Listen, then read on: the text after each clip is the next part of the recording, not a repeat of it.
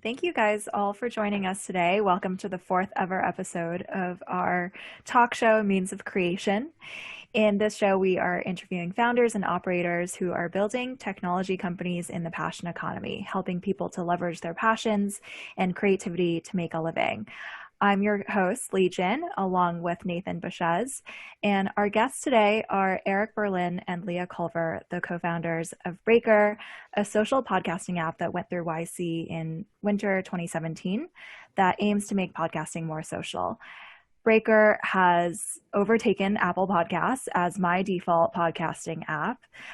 Some features that I love of it are that you can see what shows and episodes your friends are listening to, discover popular podcasts from the community, and one of my favorite features is being able to browse other people's profiles and see what episodes they actually appear on as a podcast guest.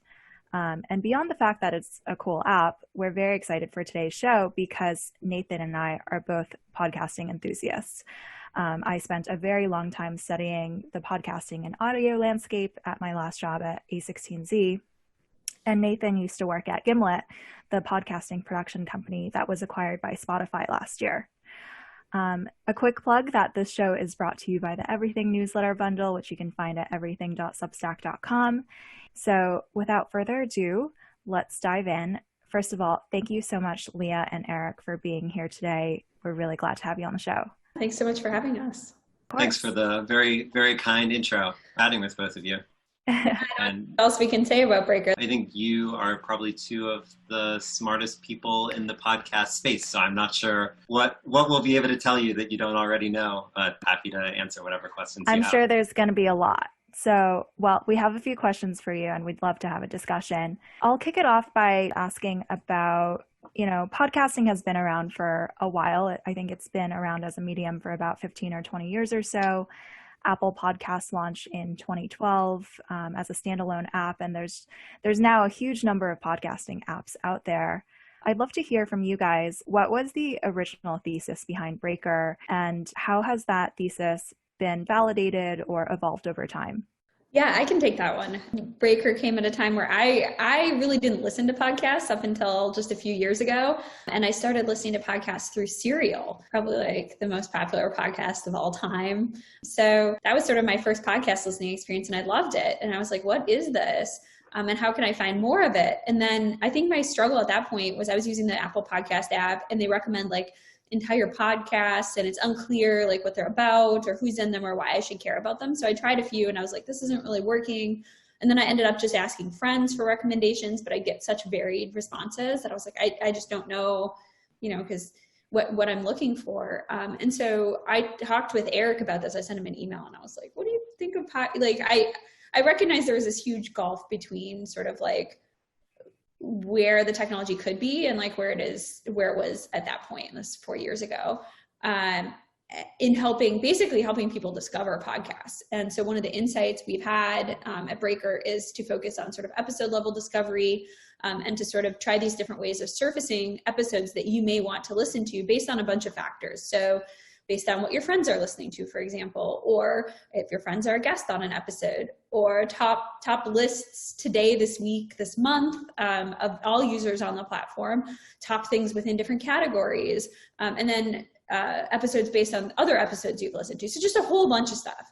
And basically we've sort of transformed podcasting from being like, you have to hear about something and then subscribe to it, to being like, you can just open the Breaker app and there'll probably be something on that front screen that you'll want to listen to. Yeah, I agree. I think most of my podcasts that I listen to are still from friend recommendations. I think the discovery experience is still really challenging, even though I think there's something like 1 million podcasts now in existence. Like the number of podcasts that most people listen to is relatively small. It's very concentrated. And it's just really hard to find interesting content and to search deep within an episode.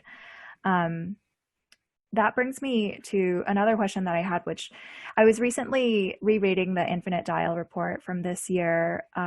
Basically, podcasting TLDR continues to chug along in terms of the percentage of Americans who are listening. Something like a third of Americans are listening on a monthly basis, a quarter on a weekly basis. Based on our internal research from A16Z, we actually believe that those numbers are a little overstated and that the true percentage of Americans listening to podcasts is lower than that. But anyways, like at a high level. What is that based on? Out of curiosity? Like, yeah, we sort of what was your triangulated. methodology? I had Yeah, the same question. our methodology was based on looking at data from Libsyn and looking at how much of it came from Apple Podcasts, and then looking at Apple Podcasts market share and the number of users of Apple Podcasts, and then backing that out into like the number of users in America who were listening to podcasts. And how did you determine Apple Podcast market share? I think that was it was from Libsyn. And they basically show like the percentage of listens by app. Got it. So yeah, I mean, I think it's, that makes sense as a methodology. I think like the possible source of bias is, insofar as podcasts hosted on Libsyn aren't a representative sample of the entire podcast ecosystem. If there's a lot of podcasts that aren't hosted on Libsyn, like, as far as I know, like some of the biggest podcasts, like all NPR shows, Joe Rogan, none of those are hosted on Libsyn as far as I'm aware. So it seems like that would just be missing a lot of. Right. The basis of the data was from Libsyn, which, may or may not be representative of all podcasts as a whole. But I guess the higher level takeaway from that study that I got is like, podcasting is still not really mainstream in America the same way that watching TV or listening to the radio is. Like, and beyond that, it is just growing linearly. There's not really acceleration in podcast consumption.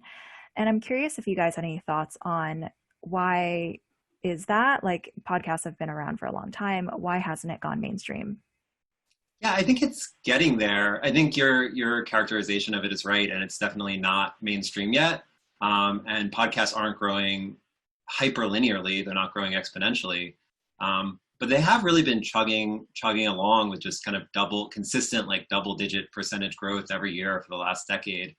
And I think, honestly, like nothing else is really growing at that rate. Like television isn't growing at that rate, radio isn't growing at that rate. So everything else is just kind of flat, and podcasts are catching up. And to me, I've looked very deeply at that same report. And I think what's fascinating is that, people listen to audio about 4 hours a day, which is more than they do anything else other than sleep, work, and watch TV. I think those are the only other activities people do more than that. People listen to audio more than they are on the internet even. So, obviously that's a huge space, and about half of that today is terrestrial radio. But then when they split it by people who actually listen to podcasts, once you listen to podcasts, once you discover podcasts, all of a sudden the share of radio, I think, is cut in half. It goes down from 50% to 25%, and podcast takes up 50%. So, I think it's just one of these things. It's like slow burn, right? Like podcasts are slowly being discovered. People are telling their friends about it. And once you discover it, it sticks. Like, it's not like there's a lot of churn of, people saying like, oh, like I tried podcasts for a year, but now I'm going back to my radio. Right. So, I totally get that like investors can be very impatient and want to see exponential growth and hyper growth and stuff like that. But for us, I think, we're actually really happy with the growth rate of the industry. I think we've accelerated that growth since we started with our approach that's pretty different and doesn't require you to know about podcasts to get started. Like Leah was saying, like you can just open the app. You don't need to know the name of any podcast to be a podcast listener on Breaker. You can just open the app. You don't need to subscribe to anything. You can just play whatever's most popular that day or that week. And see what your friends are listening to and get recommendations that way. And so, I think that has really helped accelerate the growth. And I think, relative to music or TV or any of these other categories you mentioned, it's growing really fast. So we're super excited about that. And some of the technology is just sort of catching up now, right? So things like AirPods are still fairly recent. the ability to listen to audio quickly. I think one of the reasons that radio is so popular is it's easy to turn it on in the car. Like it really is just like this barrier to entry that as we see like Apple's CarPlay and Android Auto, as well as other sort of like digital systems for vehicles emerging, smart speakers, headphones, all of the technology around audio is getting better. And I think podcast listening, like on-demand audio, will catch up with that as well, as long as that trend continues. Yeah, totally. Just that little bit of friction of like, if you're getting in your car and you have to like look at your phone for like 45 seconds, you know? Yeah. Like there's still, it's just not quite there. Like I have CarPlay and it's just like it still takes like a little bit too long to get set up. Whereas I think what's great about like the AirPods is now you can just throw them in and you have your phone and you just press play and you're good, right? Yeah. Yeah, agree. I think there's multiple levels of friction. There's the technology and it not being like a one-click button to turn it on in the car. And also discovery is a major issue where it just feels inaccessible to someone who hasn't listened to podcasts before. Like, where do they even start? When I was doing that podcast study at A16Z, discovered that a lot of people didn't even know that the Apple Podcast app was on their phone. Like, if you asked them to listen to this podcast, they would actually not know what to do. Like awareness of the app and how to even listen to it's not widespread, which was interesting. Yeah, I think that whole friction explains a little bit why the growth has been, linear and not super linear. Right. One of the things that I think is really special about podcasts is that it's an open medium. Creators make their shows available through this RSS feed, and there's no centralized gatekeepers in the ecosystem. But that all seems to be changing, especially now this year. And most notably, Spotify has said that exclusivity is a key part of their podcasting strategy and has acquired a number of companies and is doing exclusive deals with podcast creators. I'm curious about your guys' thoughts on Spotify's strategy and also where Breaker wants to play. Sure. Yeah. I mean, among the big companies, I think Spotify has, arguably they're the only company with a coherent podcast strategy. It would be really hard to articulate what Apple's podcast strategy is, for example. It's like the Notes app. It's like, it's nice that it's there, but like, yeah. Yeah. I mean, I'm pretty sure like Breaker, and we have a very small team. I think our team is probably as big as Apple's team working on podcasts. So at least on the sort of product side, maybe not on review and support and stuff like that. But I think Spotify has overall a very good strategy. They've made some really shrewd acquisitions. Anchor and Gimlet, I think in particular, was really smart of them to acquire those companies. And they've done a bunch of other big deals since then. And, to me, there's a few things that overall, Spotify probably has better strategy than anyone else. I think the one thing, there are a couple things they're not doing that well. One is like their strategy in some ways is their business strategy is to basically bring people in through podcasting, get them listening to podcasts, and then try to sell them a music subscription. And as a result of that business strategy, they basically bundled the user experience of listening to podcasts and music into one app. And I just think fundamentally, you're never gonna have a great user experience if you're trying to kind of cram those two experiences into one app. Podcasts and music are two like fundamentally different types of audio. Your favorite song, maybe you'll listen to 100 times in a row on repeat. It's 3 minutes long or 5 minutes long versus podcasts, which are, 30, 40 minutes, an hour, sometimes even longer. And it's funny, like when I worked at SoundCloud before starting Breaker. And that was actually one of the problems we had, where people would like follow their favorite podcasts on SoundCloud and then also follow music. And we just had like this one stream where maybe you would hear like 2 or 3 songs in a row and then like an hour-long podcast. And it was just like completely incoherent. Spotify's obviously done better, I think, than SoundCloud did with that integration and the user interface. But I think there's just a lot of features that are really particular to podcasts that I'm not sure how they could sort of build into that single app without making the music experience much worse, right? Without making it, adding all these features that don't really make sense for music and only make sense for podcasts. And I think one other thing that maybe you're starting to see from a strategic perspective is as Spotify sort of consolidates power, more open podcasts they don't own are becoming skeptical of Spotify. Mm-hmm. And so I think, you'll start to see in the same way that a lot of podcasts wouldn't allow Luminary to list their open podcasts and behind the Luminary paywall.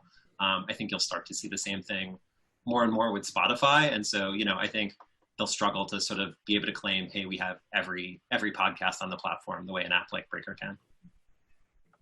Yeah, I think a lot of podcasters have this very strong philosophical bent towards openness, and like they are sticklers for even defining what a podcast is, and it has to be open and available everywhere. And I think I recall that when Luminary launched, there was a lot of grumbling from that community about like, this isn't even a podcast. Like if it's not available openly, then that's not even considered a podcast. And they have this, there's a strong philosophical underpinning towards like openness and decentralization. Yeah, which is great. I mean, for us, like that's one of the reasons why the space was so exciting for us. Like we could build an app and all of a sudden we get, overnight access to those 1 million podcasts that are out there. We wouldn't need to like create our own content. So it's sort of, for us, it like solved that half of the chicken and the egg problem. With a media app, you're like, okay, we're going to make a social media app, but then on day one, you have no media to start with, where because we built a podcast app, we had all that media to start with. And for us, like we thought, okay, there's all this great content. Actually, the bigger problem is just finding the content that's right for you and solving that discovery problem. So that's really where we focused our efforts. And I think that's paid off for us. Totally. I'm curious if y'all think there's any, like when we talk about the open standards, the huge like sort of reigning champ of open standards is the web, of course, right? Which like started off as like a pretty simple spec, and there was kind of threats from like Microsoft and Adobe with proprietary little components that would get put in. But then eventually like open standards won, a lot of innovation. Now we have like tons of really, really high powered interesting things that you can do in browsers. Like there's, Figma is a pretty great example of like, it's pretty amazing what you can do in a browser these days. Do you anticipate anything close to that being possible to happen in podcasting, where there's like sort of innovation on the standards? Yeah, it's been stale for a long time. And I think it's actually worth unpacking. When you say the web, it's easy to just kind of throw that term around, but like the web is like literally dozens of open standards coming together, right? Yeah. It's HTTP and HTTPS. It's also HTML. It's also JavaScript, things like WebSockets. It's things like DNS, right? Like the fact that you can type in a domain name, right? These are all different open standards, kind of evolving at their own pace as they need to. And I think that's part of what makes the web really great. For podcasts, you're right. It's been really stale. We've had RSS for, something like 20 years now, at least RSS actually goes back even further than that, but RSS with embedded audio, with that audio enclosure, has been around for a couple decades and hasn't changed much. There was some early revisions to it, and then it's basically been static. Arguably, part of that is because it works pretty well. I think the things that it doesn't work for, which we can talk about more, are things like monetization. But in terms of the actual user experience, listener experience, I think the current standard works pretty well, and I haven't actually seen a lot of proposals from anybody to push that forward. I guess the one that there has been is, and the name is escaping me now. It was a 3-letter acronym. The NPR, RAD, like remote audio RAD, data. That's the one. Yeah. So I think like that has been like one recent attempt to change podcasting, and I think it was really focused on a sort of a benefit to advertisers, and that hasn't been largely adopted by podcast apps like Breaker, and there hasn't really been a push from podcasters either. So I think that's that's maybe the one attempt. But yeah, I mean, two of the other standards that make up the web are OAuth and OEmbed, which are actually standards that Leah helped to develop. So I should probably just shut up and let her talk about open standards in the web. Oh, Leah, you're muted. Leah, you're muted. Sorry, I'm muted because I also have a dog, and I'm like, is my dog barking? No, I mean, I think what's interesting is that I think we're just sort of now catching up to podcasts being able to sort of like innovate and to have, you know, for example, Breaker has like a tighter connection between podcasters and the listening app than most apps do. And so we're able to experiment and try some new things. For example, the thing you saw where we've added like guest credits, like you can see who's been like a guest on podcasts. That's not available in any other app. So we're experimenting with sort of some things that go beyond the RSS standard. Whether those get put back into the standard, I think we'd like to do, but it's still TBD.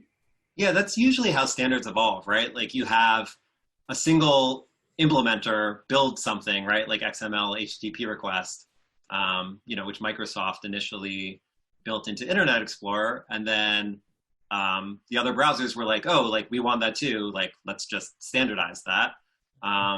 And I think like that's how the web moved forward in large part into how it is today, where you'd have like one or two major players basically just putting out features. And if those features fail, then nobody else integrates them. And if those features are useful and successful and customers adopt them and in the case of the web, developers, but in the case of podcasters actually use them, then you'll see more and more support for them. And, for example, like one example of that is like, I think you're starting to see more and more podcasts use like chapters and chapter artwork now, which is actually part of the MP3 standard. It has nothing to do with podcasts. It's actually really hard to implement too. Like, there's definitely folks working on like, how can we make it easier to sort of have like chapter markers than in audio, so.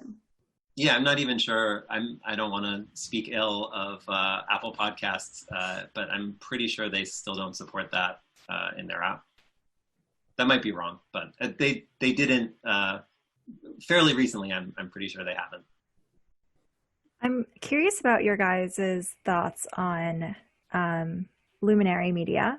So for those of you guys in the audience who don't know of Luminary, it's this podcasting app that is aiming to create the Netflix of podcasting. In other words, a subscription for a library of premium podcasts that are not available anywhere else. So sort of reminiscent of the Spotify exclusivity strategy, but it really came out of the gate with this library of content that was not available anywhere else, charging users a subscription price for that. I'm curious what you guys make of that and if there's been any learnings for you watching that unfold. Yeah, I think the biggest learning is that we could have raised a lot more money. No, it was interesting. I mean, let's be honest. The money was raised was like the kid of a hedge fund manager. Like it was like let's see what we can do if we just throw money at this problem instead of like we have a great solution. Let's use money to scale it. And I think we always like to watch those and laugh, like Quibi and Color, and they're always kind of fun to watch. So to see that happen in podcasting, like, okay, what if we just take all this cash and throw it at a problem? What happens? And around the same time that they were sort of launching, we also talked to the same. So what they did is they talked to different podcast producers in the way that Netflix talks to like television producers, and they buy content in the same way that Netflix buys content. Or Netflix has many ways they buy content, but one of the main ways they buy content is they go to TV producers and get them to make stuff for them. And we would talk to the same TV producers and heard similar pitches, found out how much they want to sell their content for, and then realized that they were saving all their best ideas and their best shows for the open ecosystem. And I think this comes back to what you were saying, Lee, about that the podcast ecosystem is still relatively small. Not everyone is listening to podcasts.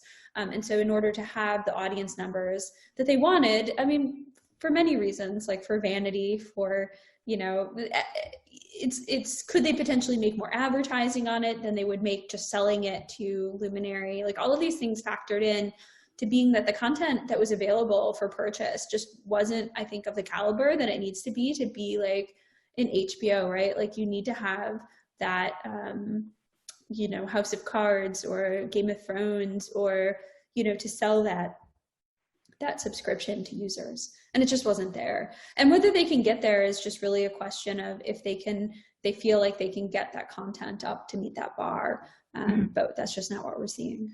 Yeah, I don't know. I mean, I'm pretty sure they won't be able to get there. Like the fact that you had to explain what Luminary was to the audience, for those who don't know, probably tells you everything you need to know about. Well, I mean, they're in the same situation as Quibi. Like we can watch them both do the I same think thing. more people have heard of Quibi, and I think they actually like had a relatively large number of subscribers out of the gate. I don't think a lot of those people renewed, but I think, like, to your point, Lee, most people have never even heard of Luminary.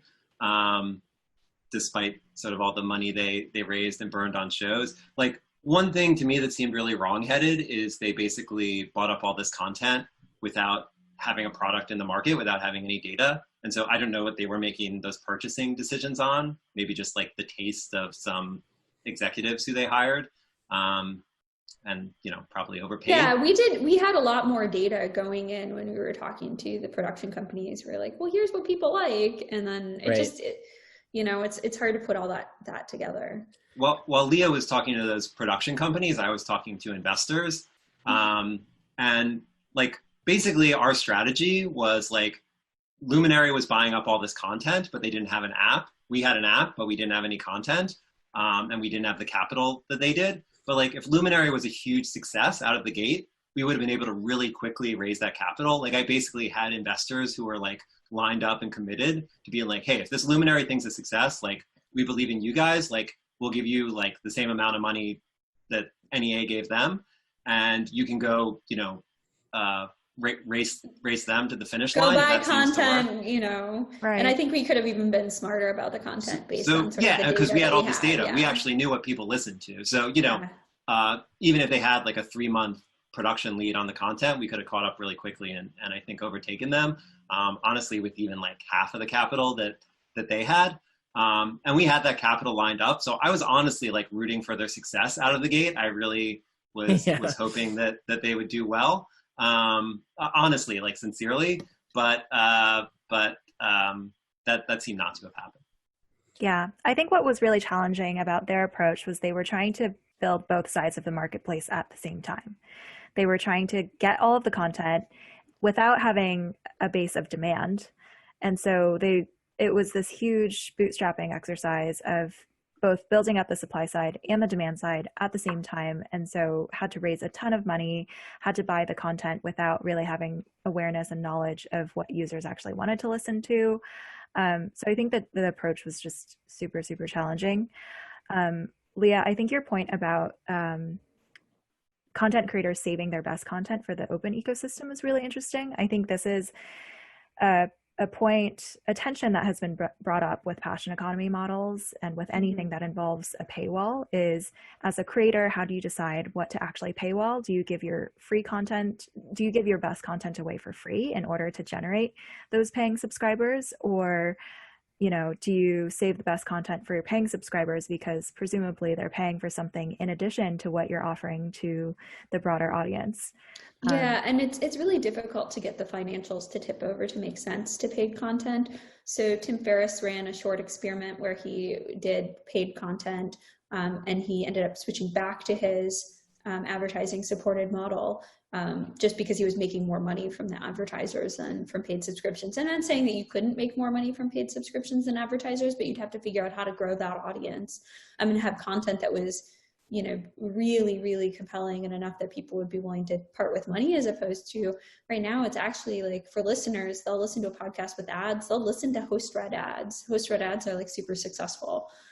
So, you know, competing with host-read ads, I think, is also very difficult. Yeah. The place where that paid subscription really works is on content that's too controversial to be for advertisers. Yeah, someone just said that in our chat. Alan said it's interesting about the paid podcast allows new formats and types of content that are not conducive to being ad supported, such as niche content.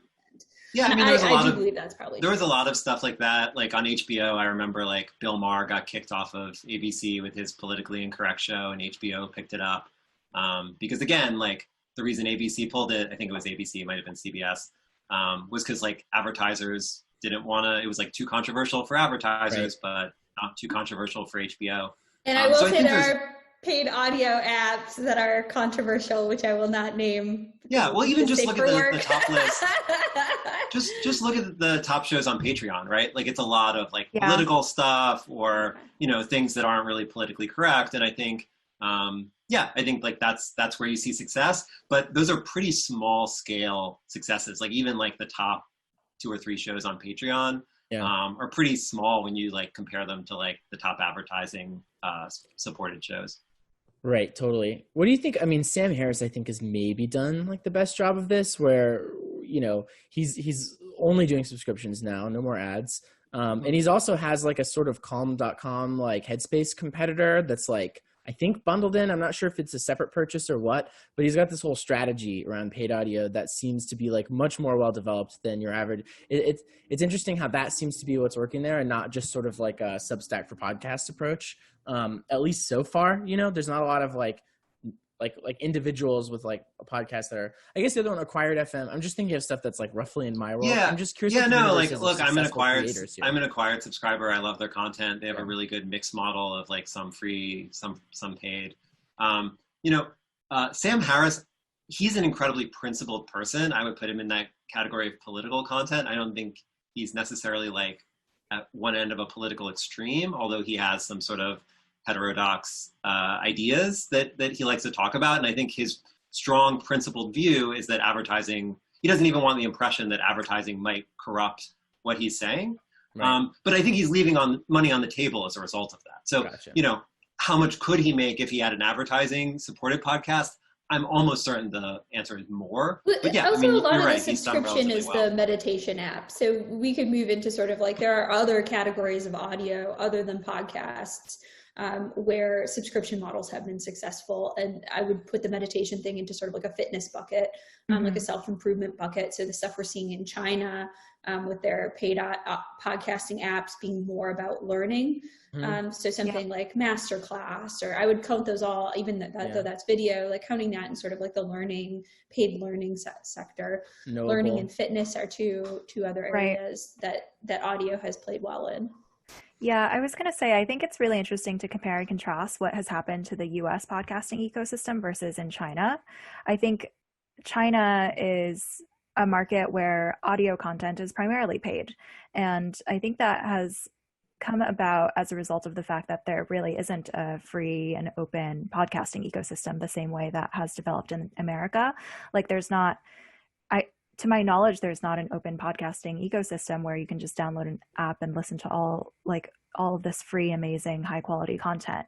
I think what has made subscription premium podcasting really challenging in the US is that an alternative to that is just all of the free, amazing content that already exists. Like to the whole Luminary Netflix for audio thesis, I think the Netflix for audio kind of already exists in the US and it's entirely free and it's the open ecosystem. That doesn't exist in China. And so users have to pay in order to get access to really high quality audio content. And as a result of them paying, there's greater budgets to be able to produce content that is more niche, more targeted towards certain topics, goes into greater depth and serves maybe a smaller audience, but the AOVs are much higher. Yeah, we were actually experiencing like huge growth in China, like towards the end of last year, like just more signups and usage than we had ever seen before, and then it suddenly went to zero. But interesting, because your app was taken off the App Store? I don't know if our app is on the App Store or everything runs through our servers, so it wouldn't be that hard to block us. And I know that's happened with a bunch of other apps more recently. But yeah, we were seeing huge growth in China until we weren't, and yeah, I think that's unfortunate, but yeah, it's a totally different ecosystem there. I think I mean, Lee, you know way more about it than probably either of us. So I'll leave my 2 cents, but feel free to correct me. You know, what's happening in China with paid audio content, I wouldn't call that podcast. I think it's something different. I think it's maybe more analogous to like short audiobooks, which like in the US is paid and also happens to be like a huge market. But nobody like expects audiobooks to be free, and in fact, they're actually quite expensive. Like they're the same price as regular books, often more. So, I think that's, it's just like a different world. And in the same way that like podcasts aren't audiobooks, audio in China is a completely different market from audio in the US. But I think your thesis about like the reason it's thriving there is because there isn't that open ecosystem, I think is totally right. Yeah, absolutely. I want to delve into monetization a little bit more because I think one of the recurring themes that came out of studying this ecosystem is that podcasting still remains a labor of love for many podcasters. They don't monetize it. It's something that they do on nights and weekends just because they love it, and they have difficulty monetizing it because they are too small for selling ads, or they don't know how to set up a Patreon, or it's too complicated or whatever, but it just remains a hobby and it's not really legitimized to them as a form of work. And I'm curious on your thoughts on like, how do we change that? What's needed to change that? How do we make it such that not just like the top 1% of podcasts are able to monetize, but really everyone is able to drive an income from this? Yeah, I think there's a few things missing. I mean, one is just like size and scale, and that'll get there eventually. And I think like a lot of the work that we're doing and, work that Spotify and others are doing to promote podcasts is helping with that. I think if you look at an ecosystem like YouTube, I don't know what percentage of YouTubers are able to make a living doing it, but I would guess it's actually like only the top 1%. I don't think there's, something like 10 or even 5% of people who post videos to YouTube do that as their full-time job. I think a lot of people just do it for fun, and there's nothing wrong with that. But obviously one advantage that YouTube has in terms of monetization is it is sort of a centralized marketplace, right? The buyers, the ad buyers all come to one place. YouTube is able to sort of aggregate the demand as well as the supply, and set prices efficiently. They're also able to do a lot better sort of tracking and things like that, right? Like the way that podcast advertising works now, the sort of most kind of state of the art is these host-read ads, which like in the television marketplace harkens back to like the 1950s when you would have newscasters, reading out ads for various products. There's no tracking on it. There's no sort of ability to affiliate that ad with a purchase. And as a result, products, the only way they can get that affiliation is through discount codes. And so you're basically starting out at like a 10 or 20% discount. You're spending probably 10 or 20% less on advertising than you would be able to otherwise, because you have to eat this discount because that's the only way you can do attribution. And so, I think somebody eventually will figure out how to do attribution and click tracking and things like that. I think like the space will grow. I think there will be a exclusive market in the same way that like TV, which is a very mature market, the Super Bowl is, very large, advertising supported content. And then you also have giant, businesses like HBO that are free or, Disney Plus. I mean, now there's like so many of these subscription services, Netflix and Hulu's kind of a hybrid. But I think you have a lot of these models where, I guess the hybrid nature of Hulu kind of speaks to the maturity of the market, right? Where you have advertising, you have paid, and you have stuff that's in between. And I think, television's been around for 70 years now, and podcasting has been around for, really, maybe technically 20, but really in the public imagination, only 10 or even less than that. So, I think we'll get there eventually. It's just going to take time. Yeah. And now there's all these like Substack for podcast companies that are popping up that enable creators to set up a paid feed and to have people pay a subscription for access to premium content. For instance, like Glow, Supercast, or some of the companies in this space. I'm curious about your thoughts on those types of approaches of just enabling creators to have easier tools to create a paid podcast. Like, I think my opinion is that the user experience is still quite clunky for those. And as long as the user experience is full of friction, I think we'll see relatively low conversion. I think that's right. I also think just at a fundamental level, like most people don't want to pay. This was kind of the point. So I think there's two problems with it. And I do think it works well for the people who it's working well for, power to them. I think there's hybrid models like what Acquired is doing. I think they're really smart. I'm an Acquired subscriber. I'm also a dithering subscriber. And I think what Ben Thompson and John Gruber are doing is smart and interesting. But I think at some fundamental level, users don't want to pay, right? They would rather have the content for free, all things being equal, even if there's ads, and especially because the ads are skippable, right? Like that's another thing about like the sort of fundamental nature of podcasts is the ads are skippable. Yeah. So, that's another reason why it doesn't monetize as well as maybe it possibly could.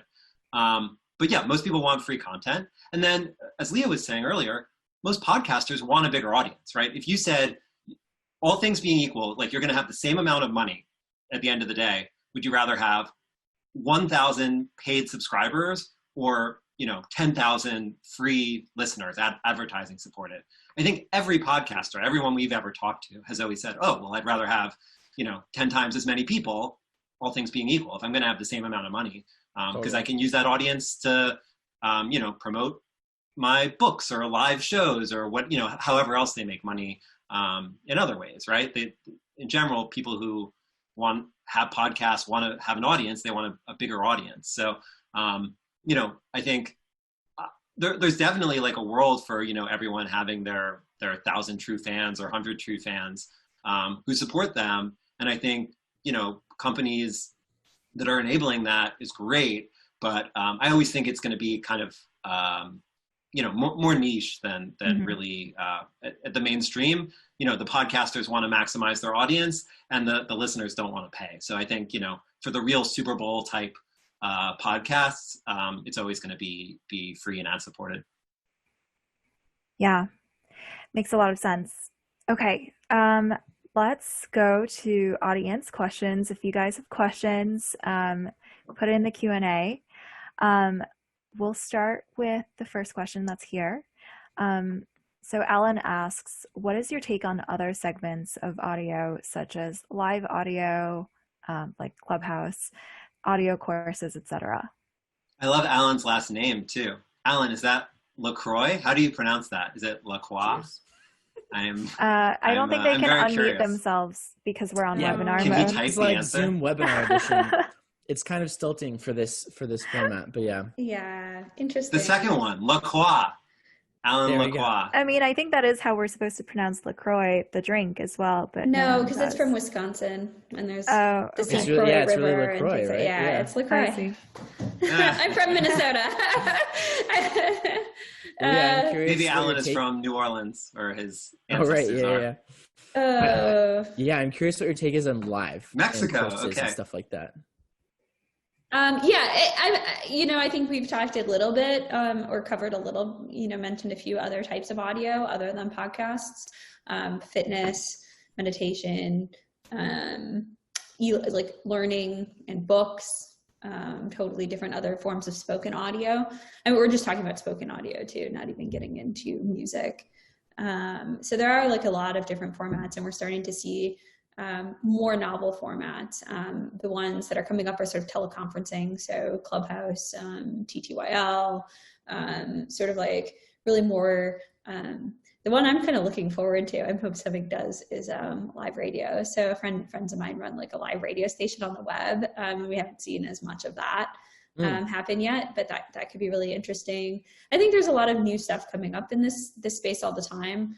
And I think there will continue to be more audio as it gets easier to sort of produce the content and for listeners to listen to it. Like I was saying, the devices are really helping sort of like move the on-demand audio content forward. So it'll be curious to see where that goes. Totally. I feel like that would be cool for like, especially from a podcaster, and I already have a relationship with Breaker. Like I've got a profile, I've got a user account, all that stuff, which most apps don't have that. To just have like a go live button, could be. You just want to go live with your podcast all the time. Yeah, it's definitely something we've talked about. Clubhouse is super interesting, obviously too, in terms of like going live. And I think insofar as things like Clubhouse exist and thrive, it will probably push podcasts in the other direction. So like Clubhouse will be all about like live, like what's happening now, current events type stuff, and or just like like rambly, if you will. Like I think there's a lot of rambly podcasts today, and I think the content on Clubhouse is kind of similar. Like it's not edited, right? It's not tight. The thing that's interesting about it is podcasting is actually like a pretty diverse field of content in terms of production values and quality of audio on one side, and then the other, like content, like what kind of stuff is covered in podcasts. Like, it's funny to work at Breaker and work at an app that does comedy and horror and mystery and news and ... interviews. Like it's all, the content is just all over the place. And the listenership is as well. Like, it's not like, I think the type of podcasts that, maybe the four of us listen to aren't necessarily typical of the podcast ecosystem at large. Right. Totally. Yeah. I think I listen to some pretty trashy podcasts. So Erik, I was going to say, even between you and me, Leah, we have very different taste in podcasts. Yeah. But yeah, I mean, what was I going to say about? I completely lost my train of thought. Live pushing podcasts in the other direction. Oh, it's like, do you really need an emergency pod if there's like you just go to Clubhouse, Right, exactly. And I think that'll push podcasts to be like really like more like tight edited. The kind of longer, rambly, like 3-hour things will, maybe some people will record those and put those out. But I think people's standard for podcasts, like, okay, if I'm going to like intentionally tune into this thing, my sort of quality bar is going to be higher because, I'm going to just assume that, okay, if you had time to edit it, like, why didn't you edit it? If you didn't have time, if you didn't edit it, like, if you didn't edit it, why isn't it live? Why aren't you just like doing this on Clubhouse or one of these other platforms? Totally. So I think Clubhouse is really interesting, and it'll probably push podcast content to be more like high end, like towards that kind of like 1% edited content. Yeah. I'm also really interested in how COVID and Zoom changes things in podcasting, because, I mean, it used to be the case that we, at least at A16C, we filmed all of our podcasts live or recorded them live in our studio. Everyone had to come in to the same location. We cared a ton about audio quality, so we made every guest come into the office and record it in our studio. And now, obviously, all podcasts are recorded remotely over the internet. And I think that opens up a whole world of possibilities in terms of interactivity, making it live. Like, this is going to become a podcast, and yet audience questions are like getting weaved in and going to be part of the final content, which I think is really interesting. I think there's a lot of people don't realize that Zoom actually has a lot of power user features that can be adapted to creating and producing a podcast, like recording the separate audio streams. So I think the fact that we have all gone virtual will mean that podcasters explore different ways to interact and bring their audience in to the actual process.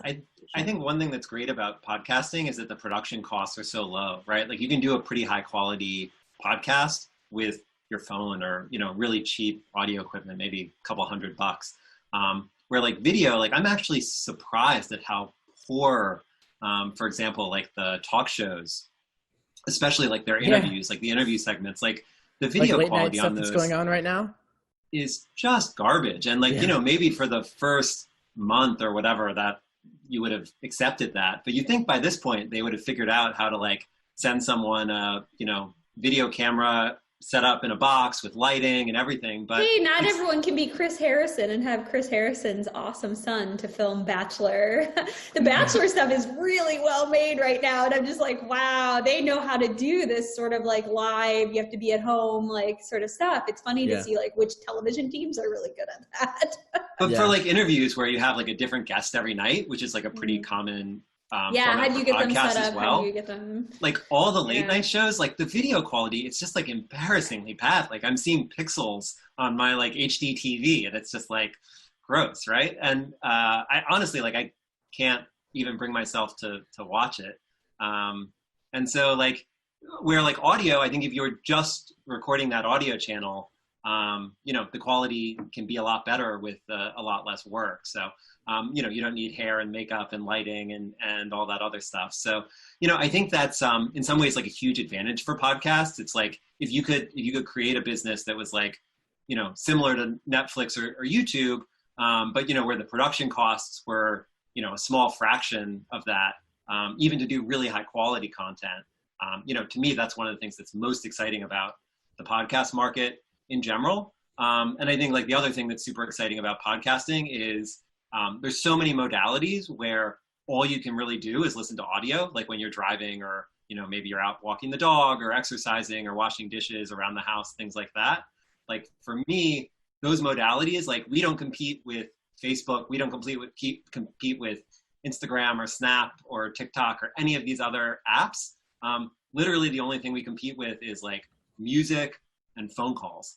And, I think people of sort of our generation and younger don't particularly like phone calls. I can say that, at least speaking for myself. I'm not a big fan of talking on the phone. There's a lot more efficient ways to communicate most of the time. And, I think music, like, again, music's great. I'm not going to say anything bad about music, but, if you're really motivated to learn something or be entertained in a way that's, a little more novel, not just listening to the same song over and over again, podcasts are great for that. And I think people are discovering that more and more. So, we're super excited about that. Yeah, podcasts are sort of like a leaned in listening experience, whereas music is sort of leaned back, I think. Exactly. Yeah, that's a great way to put it. Although, that said, I like fall asleep. I fall asleep listening to podcasts now almost every night. Interesting. Yeah. I do too. It's like a bad habit because I feel like it's bad for my ears to like fall asleep with my AirPods in. Do you have they make these like face masks now with the... Oh, really? Yeah. I need that. That's what I need. Yeah. No, I have the same thing as you, Nathan. Now that You Look Nice Today is back as California King, I just can't resist getting a few chuckles into Merlin Mann before I go to bed. You gotta get the face mask. I'm giving all the listeners of this podcast a tip. Yeah. Get on Amazon.com, order that sleep mask with headphones in it. I think it's mostly for sleeping. Yeah, face mask for sleeping. They have running ones too that are like headbands that are soft for running. But those will also work for sleep. Yeah, my pro tip for listeners is black sheets. So if you listen to your AirPods, if you put in your AirPods as you fall asleep, and then you wake up in the morning, you have this problem that they've inevitably fallen out of your ears and are somewhere in the bed. If you have white sheets, which almost everyone does, then it's impossible to find them. Where if you have AirPod locating black sheets, then they stand right out. It's like, I feel like this has turned into like a fun tips for podcast listeners. Let's take the last question from the audience, which comes from Allison. What are your favorite ways that you've seen that podcasters have engaged their listeners beyond the podcast itself?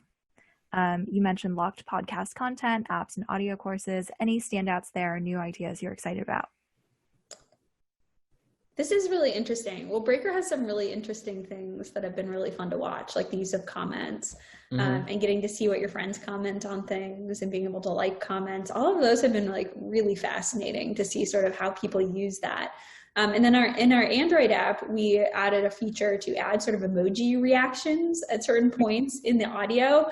And that feature just was super crazy and is really interesting to see what people do with it. So I think we'll see SoundCloud time-stamped emojis. Exactly. Yeah. So we'll see. I think this is still an area TBD. I know that podcasters want to engage with their audience more, and the audience wants to engage with podcasters, and we're starting to see things emerge. Whether that's through comments or call-ins or, I think it's really interesting. Eric, I don't know if you've seen anything cool. It's less of a thing during COVID times, but podcasts, I've been to a bunch of podcast live events where podcasters will, rent a big music hall for an evening and tour around the country, selling out venues for, to listen to live versions of their podcasts. And, I know a lot of political podcasts have done that and had a lot of success. And there, that's a whole different, form of monetization. In some ways, actually, you can make an analogy to the music industry where, most recording artists, musicians don't make money on streaming or selling CDs anymore. The way they really make their money that they get to keep is from touring. And you could have a similar scenario where with a podcast, where you have a popular podcast and maybe you make a little bit of ad revenue from that, but your main ad stream is selling out venues across the U.S. And I've paid upwards of $50 to go see my favorite podcasters live, and it was a packed hall. I think it was sold out. So at a quite large venue in San Francisco. So I think there's lots of ways that monetization will happen.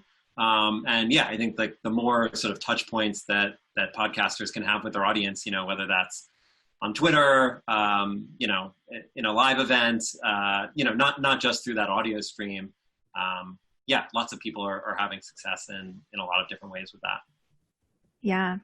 And I think this is a great example of that, of how podcasting engagement evolves and how new platforms can be utilized by podcasters that don't even really feel like a podcast, but are an evolution of how the content creator and their audiences engage in novel ways. And I think that's a good point to wrap. Thank you guys so much for coming on today. We try to keep the show on track and on time. Thanks so much for coming. This was super interesting and fun and informative. So let's give it up to Leah and Erik. Thanks so much for coming on the show. Thanks for coming. Thanks so much for having us. It's really a pleasure.